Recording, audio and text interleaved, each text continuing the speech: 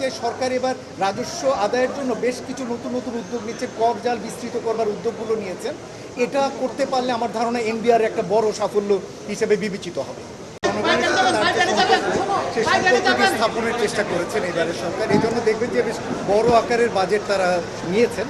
যদিও তারা অর্থের সংস্থানের ক্ষেত্রে অভ্যন্তরীণ রাজস্বে যতটুকু তারা টার্গেট করছেন সেটা যথেষ্ট কষ্টকর, কিন্তু মনে হয়েছে তারা চ্যালেঞ্জ নিতে চান। এছাড়া বাজেট যে ঘাটতি রয়েছে সেই ঘাটতির ক্ষেত্রে কাগজে কলমে দেখানো হয়েছে যে তারা বিদেশি ঋণ কম নেবেন, বেশি নেবেন, আর অভ্যন্তরীণ ঋণ কম নেবেন, কিন্তু আদতে দেখা যাবে যে বিদেশি ঋণ হয়তো এতটা পাওয়া সম্ভব হবে না। এক্ষেত্রে তারা অভ্যন্তরীণ ঋণ বেশি ব্যবহার করবেন, এটা অনুমান করছি। এতে যেটা আশঙ্কা হচ্ছে সেটা হচ্ছে বেসরকারি খাতে ঋণ প্রাপ্তির ক্ষেত্রে একটা চ্যালেঞ্জ তৈরি হতে পারে। সেজন্য সরকারের উচিত হবে অভ্যন্তরীণ উৎসের বাইরে বহিস্থ উৎস থেকে কীভাবে বেসরকারি খাতের জন্য ফান্ড ফ্লো নিয়ে আসা যায় এবং তাদের জন্য ঋণের ব্যবস্থা করা যায় সেটি দেখা।